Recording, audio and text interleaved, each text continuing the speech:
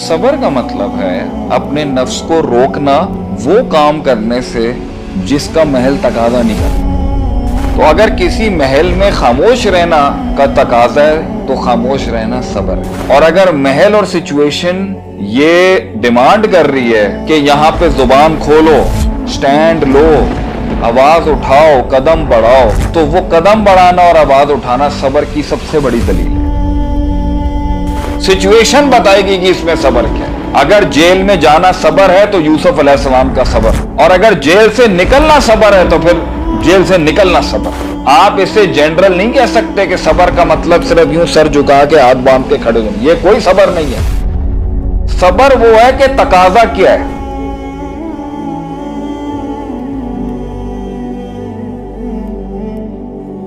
देखो सबर का मतलब होता है, सबर क्या डेफिनेशन बता दूं मैं, जो तुम लोगों के दिमाग के अंदर जो सबर है ना वो गलत सबर घुसा हुआ है। सबर का मतलब है अरबी में हब्सुन नफ्स, अपने नफ्स को रोकना उस चीज से जो वो महल तकाजा कर रहा है। एक सिचुएशन के अंदर अपने नफ्स को वो करना जो वो तकाजा कर रहा है और वो ना करना जिसका नफ्स तकाजा कर रहा है।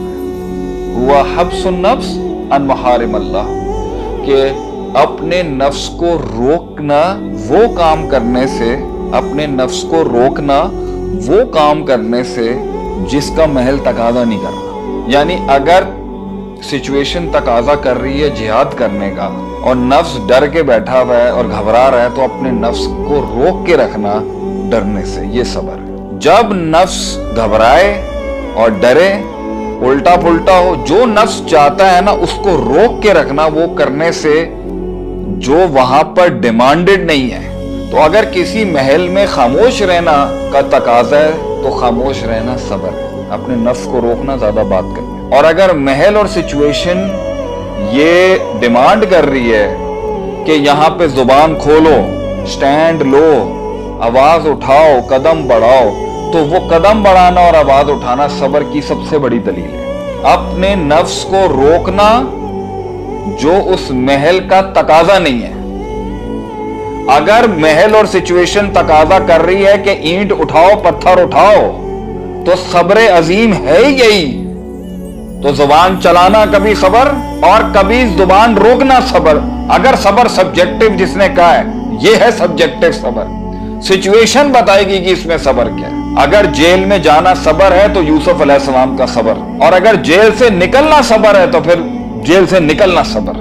आप इसे जनरल नहीं कह सकते कि सबर का मतलब सिर्फ यूं सर झुका के हाथ बांध के खड़े होना, ये कोई सबर नहीं है। सबर वो है कि तकाजा क्या है। अब यहां पर मैं एक डेफिनेशन पढ़ता हूं, अल्लाह की हराम चीजों से बच के रहना सबर है। तो मैदाने जंग से, दुश्मन के खौफ से भागना नफ्स परस्ती हुई, और नफ्स के खिलाफ नफ्स से खिलाफ जाके मैदान जंग में दुश्मन का मुकाबला करना सबर हुआ नहीं हुआ। ये क्लियर हो गया कि सबर का मतलब है जिहाद करना सबसे बड़ा सबर है भाईजान। क्योंकि महल तकाजा कर रहा है, महल का तकाजा ये है कि मैं खामोश हो जाऊं और मैं डर के बैठ जाऊं और मैं घबरा जाऊं और मैं चुप कर जाऊं। नफ्स ये कह रहा है कि नहीं मैं ये कर, और अगर नफ्स के खिलाफ जाके आप वो करें, जो वो करना जो तकाजा, नफ्स का तकाजा कुछ और हो, हालात का तकाजा कुछ और हो। सबर सबर जो तंग कर रहा था, क्लियर हो गया कि सबर सिचुएशन में बताया जाएगा क्या है।